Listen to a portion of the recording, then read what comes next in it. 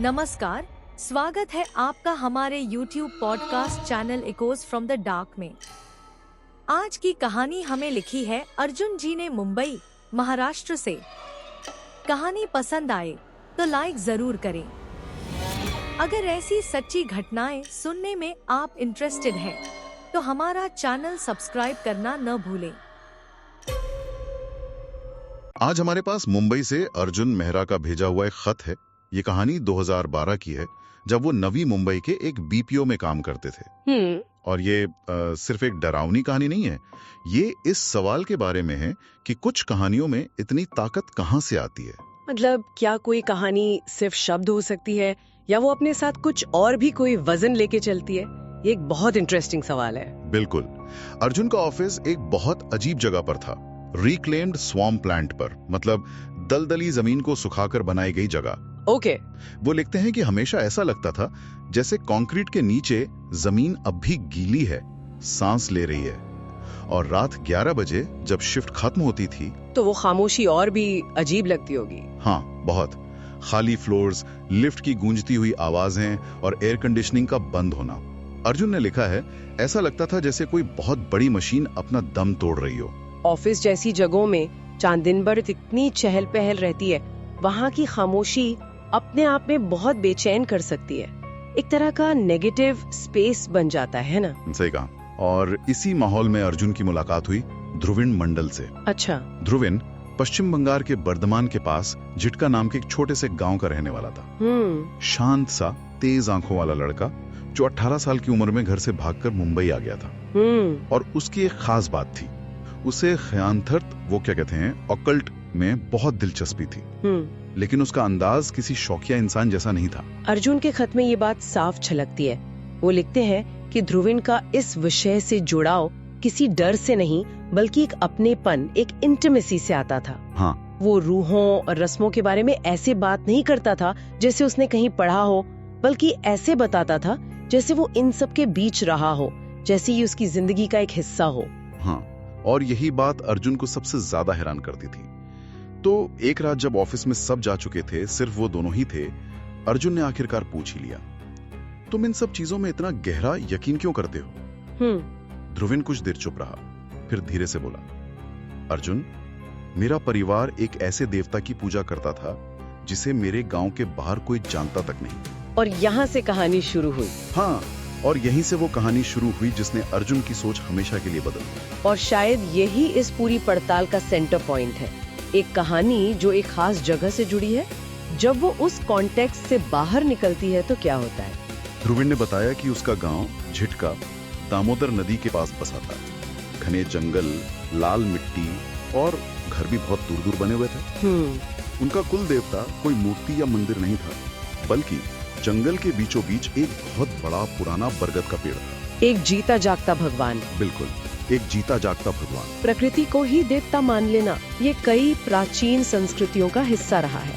बरगद का पेड़ तो खास तौर पर भारत में जीवन का प्रतीक माना जाता है। Its roots go deep, its branches spread wide. सही, लेकिन यहाँ पूजा का तरीका वो बहुत अलग था। हर अमावस्या और पूर्णिमा की रात को ध्रुविन का परिवार जंगल में करीब 45 मिनट पैदल चलकर उस पेड़ तक जाता था। 45 मिनट मतलब काफी अंदर जंगल में। हाँ, साथ में फल, सब्जियां, अगरबत्ती और हमेशा एक मुर्गी लेके जाते थे। मुर्गी? हाँ, वहाँ पहुंचकर ध्रुविन के पिता अगरबत्ती जलाते, बाकी चढ़ावा चढ़ाते और फिर मुर्गी की गर्दन काट देते थे और उस ताजे खून को वो पेड़ के तने पर 3 गोल घेरों में लगाते थे। 1 मिनट, यहाँ रुकते हैं। खून, और वो भी 3 गोल घेरे, ये बहुत स्पेसिफिक डिटेल्स है। हाँ, बहुत। बरगद जो जीवन का प्रतीक है, उसे खून का चढ़ावा दिया जा रहा है। ये पूजा और बलिदान के बीच की एक बहुत पुरानी आदिम प्रथा की तरफ इशारा करता है। ये उस डुअलिटी को दिखाता है जहाँ जीवन देने वाली शक्ति ही जीवन लेने वाली भी हो सकती है। अर्जुन ने भी अपने खत में इस डिटेल पर जोर दिया है। ध्रुविन कहता था कि उसे पूजा के वक्त हमेशा महसूस होता था जैसे बरगद के पेड़ की घनी छांव के अंधेरे से कोई उसे घूर रहा है। अच्छा। जब उसने अपने पिता को इस बेचैनी के बारे में बताया तो उन्होंने उसे सिर्फ एक चेतावनी दी, तुम यहाँ कभी अकेले नहीं आओगे, बरगद हमेशा एक देवता नहीं होता।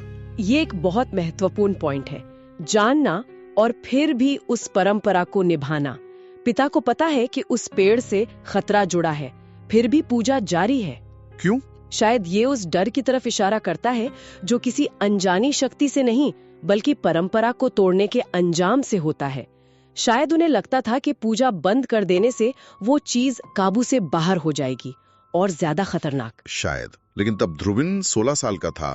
उम्र ऐसी होती ये बगावत और उत्सुकता से भरी। एक पूर्णिमा की रात पूजा खत्म होने के बाद जब उसका परिवार वापस जाने लगा तो वो चुपके से पीछे रह गया और पास की झाड़ियों में छिप गया। वो देखना चाहता था। हाँ, वो देखना चाहता था कि आखिर होता क्या है।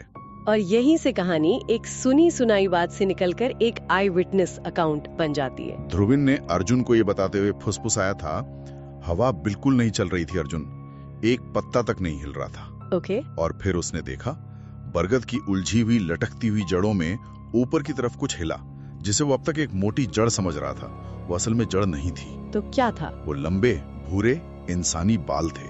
बाल? हाँ, फिर बालों के बीच से एक सिर बाहर निकला, फिर पीली बाहें और फिर एक धड़।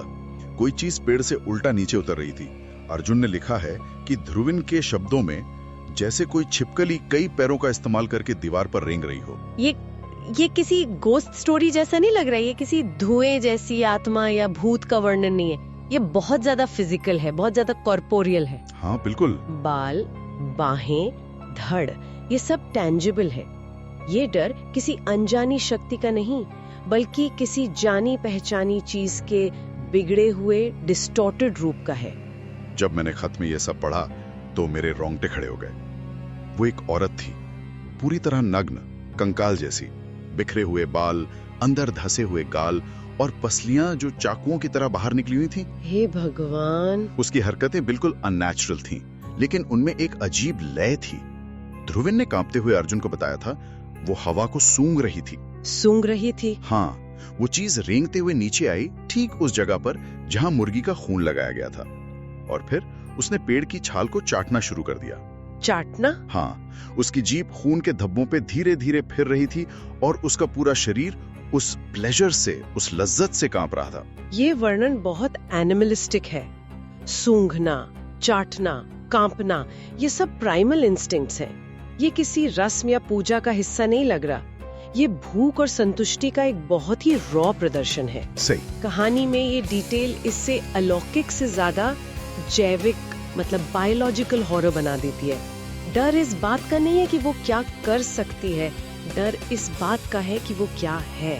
ध्रुविन ने अपनी चीख रोकने के लिए अपनी मुट्ठी मुंह में ठूंस ली थी और तभी उसने वो चीज देखी जिसने उसे पूरी तरह तोड़ दिया। इससे भी बुरा कुछ। हाँ, उस औरत के शरीर के निचले हिस्से से, उसके पेट से एक भ्रूण, एक फीटस चिपका हुआ था, बिना बालों वाला, भूरे रंग का और जिंदा।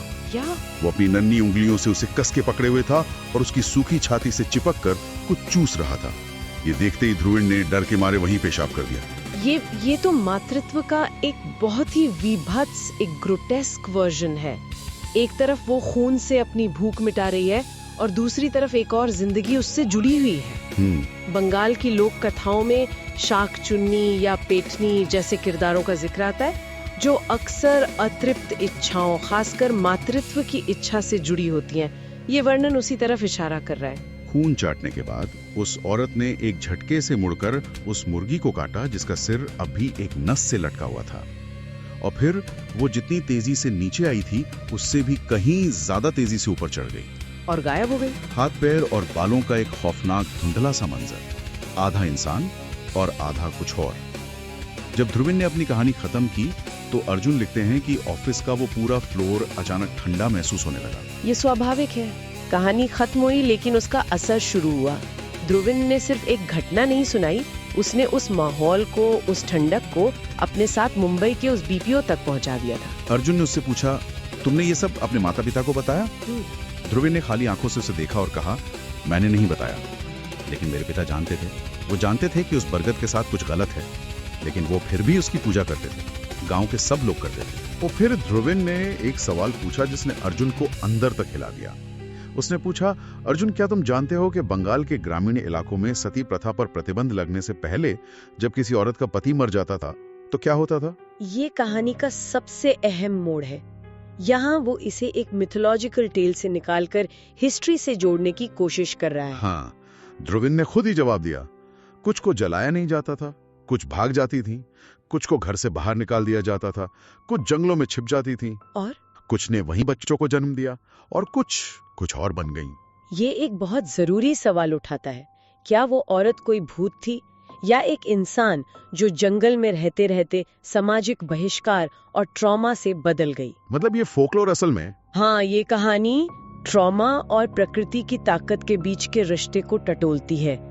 जंगल यहाँ सिर्फ एक जगह नहीं, बल्कि एक ऐसी शक्ति है जो चीजों को उनके असली रूप से बदलकर कुछ और बना सकती है। फोकलोर अक्सर इसी तरह असल दुनिया के दुखों और हादसों को एक मिथोलॉजिकल रूप दे देता है।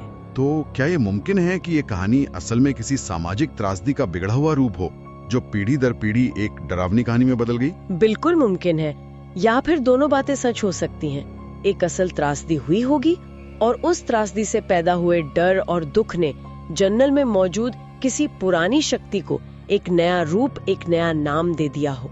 लोक कथाएं ऐसे ही बनती है, वो इतिहास, डर और कल्पना का मिश्रण होती हैं। इस बातचीत के ठीक 1 महीने बाद ध्रुविन ने काम पर आना बंद कर दिया।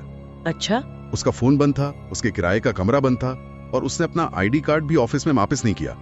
एचआर डिपार्टमेंट ने बस इतना कहा कि वो एब्सकॉन्डेड है, मतलब भाग गया। मनीषा से शहर में ये कोई अनोखी बात नहीं है। लोग आते हैं, काम करते हैं और एक दिन अचानक गायब हो जाते हैं। उनकी जिंदगी एक फाइल में बंद हो जाती है। लेकिन अर्जुन को यकीन था कि ये उतना सीधा मामला नहीं है। एक दिन उसे ध्रुविन की मेज पर कुछ फॉर्म्स के नीचे अखबार में लिपटी एक छोटी सी चीज मिली। क्या था वो? एक सूखा हुआ बरगद का पत्ता और उस पत्ते के बीच में गहरे भूरे लगभग काले रंग का एक धब्बा था, जैसे किसी ने उस पर बहुत पुराना सूखा हुआ खून मला हो। कहानी का एक हिस्सा एक फिजिकल ऑब्जेक्ट उसके साथ मुंबई तक आ गया था। वो पत्ता सिर्फ एक पत्ता नहीं है, वो एक प्रतीक है, एक कॉन्डुइट है। वो इस बात का सबूत है कि ध्रुविन अपनी कहानी से भाग नहीं पाया। अर्जुन अपने खत के आखिर में लिखते हैं कि उन्हें कभी पता नहीं चला कि ध्रुविन कहाँ गया या वो कभी मुंबई से गया भी था या नहीं। वो आज भी सोचते हैं कि जब उनके ऑफिस की लिफ्ट देर रात को कराहती है तो क्या हो अगर ध्रुविन भागा ना हो। वो एक सवाल के साथ अपना खत खत्म करते हैं। क्या सवाल?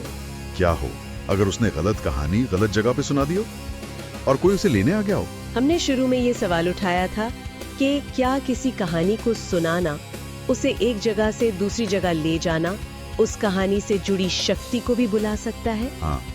ध्रुविन ने एक कहानी जो पीढ़ियों से एक खास जगह, एक खास पेड़ से बंधी हुई थी, उसे उस कॉन्टेक्स्ट से निकालकर मुंबई जैसे कंक्रीट के जंगल में सुनाया। और वो बरगद का पत्ता ये बताता है कि शायद कहानी अकेले नहीं आई। तो ये कहानी एक चेतावनी भी हो सकती है। शायद ये सोचने वाली बात है कि कुछ कहानियाँ सिर्फ मनोरंजन के लिए नहीं होती, वो जिंदा होती है, उनका अपना एक वजन होता है। और जब हम उन्हें एक जगह से दूसरी जगह ले जाते हैं तो हम सिर्फ शब्द नहीं दोहरा रहे होते, हम उस वजन को भी अपने साथ उठा लेते हैं। अर्जुन का खत हमें इसी सवाल के साथ छोड़ जाता है। शायद कुछ राज जिस जगह के हैं उन्हें वहीं रहने देना बेहतर है। ये कहानी सुनने के लिए बहुत बहुत धन्यवाद। अगर आप भी हमारे साथ अपना एक्सपीरियंस शेयर करना चाहते हैं तो लिख भेजिए हमें अपनी कहानी।